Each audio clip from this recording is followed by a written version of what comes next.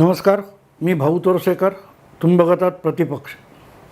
मित्रांनो, काही वेळेला आपल्याला आपलीच ओळख करून द्यायला परक्या माणसांची गरज भासते. अनेकदा गंमत पण असते मित्रांनो. मी जेव्हा जाहीर कार्यक्रमामध्ये जातो तेव्हा माझी पाहुणे किंवा वक्ते म्हणून किंवा व्याख्याते म्हणून ओळख करून दिली जाते, तेव्हा मला गंमत वाटत असते की त्यात जे आपलं वर्णन केलं जातं ते किती काल्पनिक आणि किती खरं आहे याची तुलनाही मला करावीशी वाटते. कारण पाहुणा म्हणून जो आणला आहे ती व्यक्ती फार महत्त्वाची आणि मोठी आहे असं भासवण्यासाठी अनेकदा उत्साही लोक आपल्याला नसलेले गुणसुद्धा चिकटवतात. ही शक्यता असते. पण त्याच्याही पलीकडे एक आणखीन असतं की आपल्यालाही काही गोष्टी माहिती नसतात, आपल्यात चांगल्या असलेल्या त्या दुसऱ्यांना दिसतात. कारण आपण स्वतःकडे सुद्धा आपल्या नजरेने बघत असतो. आणि मग अहंकार नसेल तुम्हाला तर आपल्या त्रुटी आपल्याला कळत असतात, पण आपल्या नकळत देखील आपल्यामध्ये चांगल्या गोष्टी असतात, चांगले गुण असतात. आणि तो पारखी नजरेने बघणारा असेल तो त्या अगत्याने दाखवतो किंवा त्याचा साक्षात्कार घडवतो. हे मी आज एवढ्यासाठी सांगतोय की जो काय विश्वचषक क्रिकेट स्पर्धा आपल्याकडे चालू आहे त्यामध्ये ज्यांना भारताच्या अभिमानाचीच लाज वाटते अशी एक जमात आहे. आणि त्यामुळे त्या जमातीला कोणीही भारताचं कौतुक केलं तरीही त्याचा राग येतो. असे भारतीयच आहेत. आणि तुम्हाला माहिती आहे की तो कोण पाकिस्तानचा रिझवान नावाचा गोलंदाज, आपला फलंदाज, हा आऊट होऊन परत आल्यानंतर जय श्रीराम असं कोणीतरी तिथे बोलत होतं. त्यावरून राजदीप सरदेसाई रडकुंडीला आला होता. किंवा राहुल गांधी तर परदेशी जाऊन सातत्याने भारताची बदनामी करतच असतात. अशा लोकांना भारत हा कसा श्रेष्ठ आहे हे म्हणूनच कोणीतरी बाहेरच्याने सांगावं लागतं. मध्यंतरी कुठच्या तरी एका मला वाटतं इंडिया टुडेच्या कॉन्क्लेव्हमध्ये एक ऑस्ट्रेलियन प्राध्यापक आला होता आणि भारतातले सगळे बुद्धिमंत हे कसे भारत द्वेष्टे आहेत यावरच त्याने व्याख्यान दिल्यासारखी मुलाखत दिली होती. म्हणजे राजदीप जितके आडवे प्रश्न विचारत होता तितका तो भारताचा गौरव सांगत होता. आणि राजदीपसारखी माणसं ही भारतीय असल्याची स्वतःला लाज कशी वाटतात हे सांगतात. हे अधिक तपशीलवार अभ्यासाने सांगत होता की भारतामधल्या अभिमानाच्या ज्या जागा आहेत, अभिमानास्पद गोष्टी आहेत, त्याकडे पाठ फिरवून आम्ही कसे नालायक आहोत, आम्ही कसे दरिद्री आहोत, आम्ही कसे बेअक्कल आहोत, आम्ही कसे अत्याचारी आहोत हे सांगणारी एक लॉबी भारतामध्ये बुद्धिमान म्हणून मिरवत असते. हे त्या ऑस्ट्रेलियाच्या प्राध्यापकाने सांगावं यासारखी ह्या देशातल्या बुद्धिमंतांसाठी शरमेची गोष्ट नाही आहे. आणि तुम्हाला माहिती आहे की न्यूयॉर्क टाइम्स असेल, तो वॉल स्ट्रीट जर्नल असेल किंवा वॉशिंग्टन पोस्ट असेल किंवा टाईम मॅगझिन असेल, त्यामध्ये तर मोदींच्या कारकिर्दीमध्ये पदोपदी भारताला अपमानित करण्याचे लेख छापून आणले जातात. आणि मग तिकडे छापून आले की ते कौतुकाने भारतात बघा अमेरिका काय म्हणते, बघा हे जगात आपलं चित्र काय आहे असं अगत्याने सांगितलं जातं. फार कशाला मित्रांनो, 10 वर्षापूर्वी नरेंद्र मोदी पंतप्रधान पदाच्या शर्यतीत आले होते किंवा उमेदवार म्हणून भाजपने जाहीर केलं होतं, तेव्हा त्या व्हॉर्टन स्कूल काहीतरी आहे तिथे नरेंद्र मोदींना काही ते व्हिडिओ कॉन्फरन्सद्वारे भाषण करण्यासाठी बोलवण्याचं आमंत्रण आलं होतं. तर त्याला विरोध करून त्यांना तिथे आमंत्रित करू नये, त्यांचं भाषणच ठेवू नये अशी मुस्कटदाबी करणारे भारतातलेच बुद्धिमंत होते. आणि बुद्धिमंत नव्हते मित्रांनो, 50पेक्षा अधिक भारतीय संसदेच्या खासदारांनी संयुक्तपणे, मला वाटते ओबामा अमेरिकेचे राष्ट्राध्यक्ष होते, त्यांना पत्र लिहिलं होतं की मोदींना तिथल्या विद्यापीठामध्ये भाषण करायला देऊ नका. व्हिडिओ कॉन्फरन्स द्वारे सुद्धा त्यांना भाषण करू देऊ नका. हे करणारे भारतीय संसदेतले 50 खासदार होते. इतर बुद्धिमंत संपादक सोडून द्या, तिकडे असलेले भारतीय प्राध्यापक पण स्वतः सोकॉल्ड पुरोगामी असलेले ते करतच होते. हा जो काय प्रकार असतो ना, तो बघितला की मग परदेशातून कोणीतरी आपलं कौतुक करावं ह्याची आवश्यकता भासायला लागते. आणि असा परदेशी कोणतरी येतो. आणि दुर्दैव कसं आहे बघा, आजचा जो बुद्धिमंत वर्ग निर्माण झालेला आहे आणि स्वतःला बुद्धिमंत मानतो, तो काँग्रेसचा भक्त. आणि त्या काँग्रेसची स्थापना सुद्धा ह्यूम नावाच्या परकीय माणसानेच केली होती. सांगायचा मुद्दा असा मित्रांनो, की आपण किती चांगले आहोत, भारत हे किती महान राष्ट्र आहे, हे परकीयाने आपल्याला सांगायला लागतं. आणि त्यांनी सांगितलं तरी आपल्या लक्षात येत नाही. ही गंमत आहे मित्रांनो, ही गंमत आहे. आणि त्याला बुद्धिजीवी म्हणतात, जे सतत आपल्या म्हणजे ज्यांना आपण भारतात जन्माला आलो म्हणजे आपण फार पापी आहोत असं वाटतं, ते भारताचे बुद्धिमंत होऊन बसलेत. यासारखं दुर्दैव नाही आहे मित्रांनो, दुर्दैव नाही आहे. आणि म्हणून मग कोणीतरी परकीयाने आपल्याला आपण भारतीय म्हणून महान आहोत याची जाणीव करून द्यायची वेळ येते. आणि जेव्हा अशी जाणीव करून दिली जाते तेव्हा त्या माणसाची पाठ थोपटावीशी वाटते, पाठ थोपटावीशी वाटते. मला आणखीन एक गोष्ट सांगितली पाहिजे. असा ह्या पुरोगामी लोकांचा एक मोठा संपादक होता, आता ते हयात नाहीत, विनोद मेहता. ते विनोद मेहता तेव्हा संडे ऑब्झर्वर नावाच्या वर्तमानपत्राच्या आकारात निघणाऱ्या इंग्रजी साप्ताहिकाचे संपादक होते, संडे ऑब्झर्वर. आणि त्यामध्ये ज्यावेळेला 83 साली भारताने विश्वचषक जिंकला, त्यावर लेख लिहिताना या विनोद मेहतांनी लिहिलं होतं की ते त्यावेळेला म्हणजे ज्या क्षणी तो विजय झाला आणि सगळ्या जगामध्ये भारताचं कौतुक कपिल देवच्या संघाचं सुरू झालं, तेव्हा ते ताजमहाल हॉटेलमध्ये मुंबईच्या कॅफेटेरियामध्ये बसलेले होते. पार्टी चाललेली होती. आणि ती पार्टी चालली होती त्यावेळेला भारताने विश्वचषक जिंकला म्हणून लंडनच्या त्या कुठल्या स्टेडियमवर भारतीय राष्ट्रगीत वाजवलं गेलं. तेव्हा त्या ताजमहाल हॉटेलच्या त्या कॅफेटेरियामध्ये सगळेच्या सगळे लोक उठून राष्ट्रगीतासाठी उभे राहिले. याचं वर्णन विनोद मेहतांनी केलं होतं की माझ्या आयुष्यात पहिल्यांदा राष्ट्रगीत वाजल्यानंतर असं पंचतारांकित हॉटेलातले कॅफेटेरियातले सगळे लोक सन्मानाने राष्ट्रगीताचा सन्मान राखण्यासाठी उभे राहिले.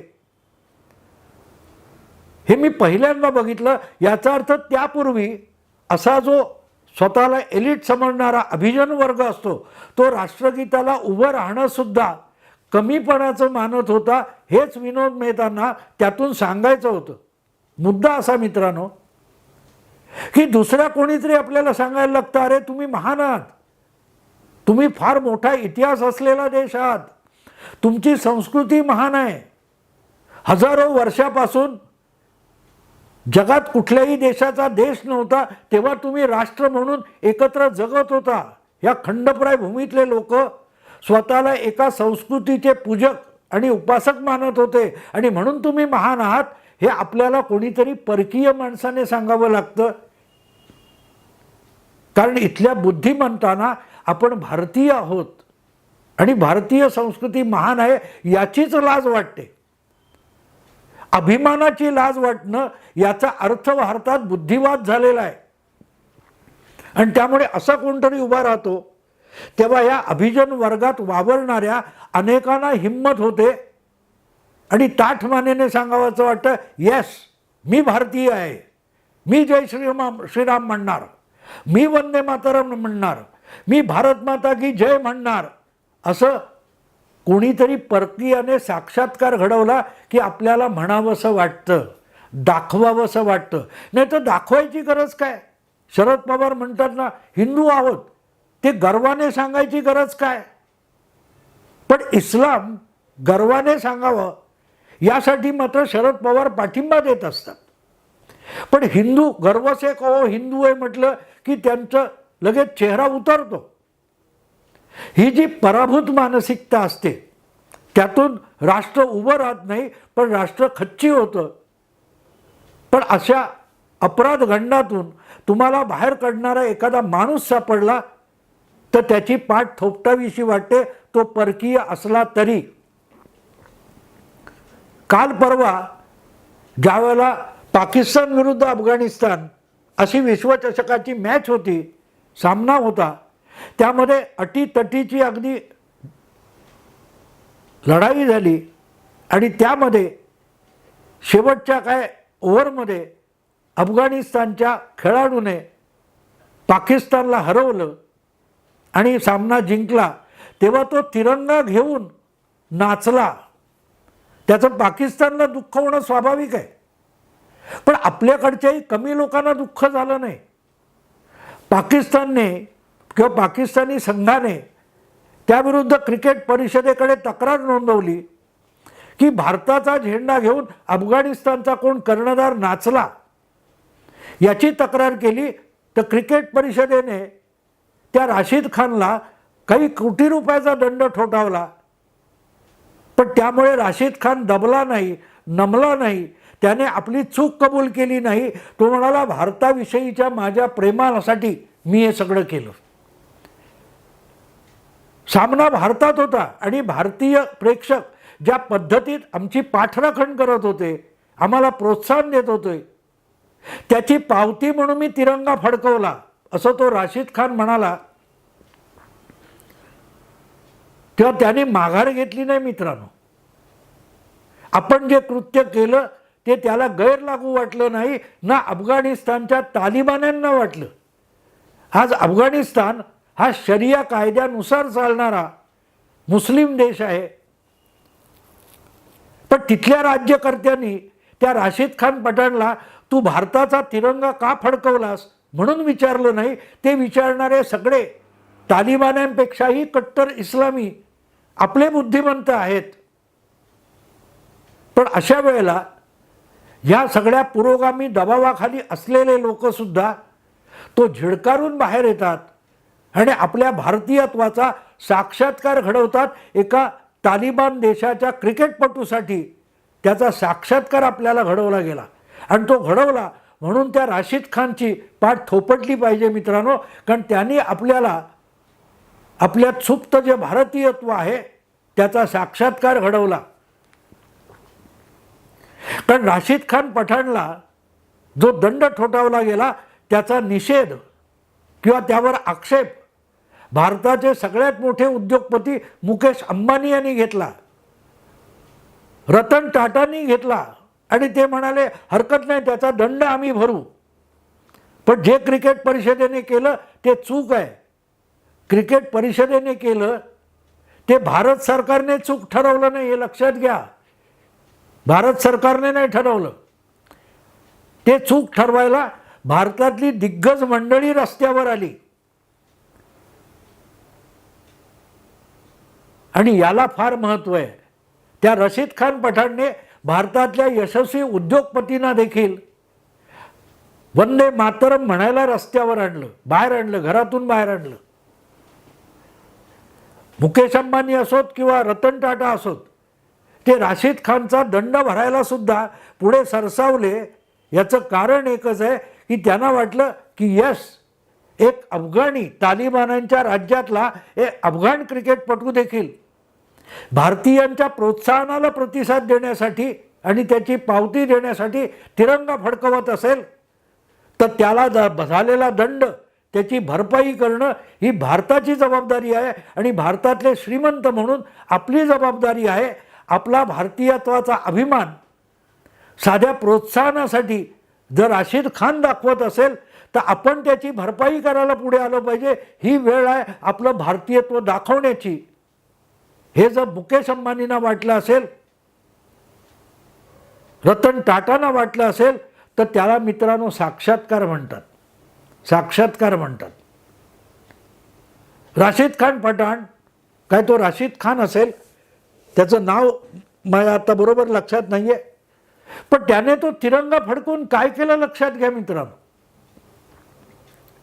त्याने भारतीयांना खडबडून झोपेतून जागा केलं. अरे अभिमान बाळगा. त्याने पाकिस्तानला खिजवलं नव्हतं, पण पाकिस्तान हा आपल्या द्वेषमूलक भावनेमुळे त्याला तो अपमान वाटला. पण राशीद खानने पाकिस्तानला खिजवण्यासाठी तिरंगा फडकवला नव्हता. त्याने भारताचे अभिमान भारताचे आभार मानण्यासाठी ते कृत्य केलं होतं. भारतीय रसिकांचं, भारतीय क्रिकेट रसिकांचं अभिनंदन करण्यासाठी, त्यांना अभिवादन करण्यासाठी तो तिरंगा झेंडा फडकवला होता. आणि तेवढंच नव्हतं, ऑस्ट्रेलियाच्या खेळाडूंनी पण तेच केलं. त्यांनी जय श्रीराम म्हणून दाखवलं. मुद्दा असा असतो की जेव्हा परदेशी माणूस असं करतो तेव्हा आपल्याला अभिमान वाटतो. अगदी ट्रम्प 2016च्या निवडणुकीत तुम्हाला आठवत असेल तर 2016च्या निवडणुकीत डोनाल्ड ट्रम्प पण म्हणाले होते, अब की बार ट्रम्प सरकार. मोदींची घोषणा ट्रम्प यांनी हिंदीमध्ये उच्चारली होती अमेरिकेत. आपलं हिंदी तो बोलला याचं आपल्याला कौतुक वाटलं पाहिजे. कुठलीही छोटी गोष्ट असो, नुसतं खाण्यापिण्यावर, सुखवस्तू जगण्यावर राष्ट्र आणि समाज उभा राहत नाही. समाज हा अभिमानावर उभा राहतो, अभिमानावर उभा राहतो. जोपर्यंत अभिमान आहे तोपर्यंत राष्ट्र असतं, समाज असतो, देश असतो. कारण जी जमिनीवर नसतं राष्ट्र, राष्ट्र तुमच्या मनामध्ये, रक्तामध्ये असतं, अभिमानामध्ये असतं. ते प्रत्यक्षात आणण्यासाठी तो अभिमान कामी येतो. हजारो स्वातंत्र्य सैनिकांनी आत्मबलिदान केलं.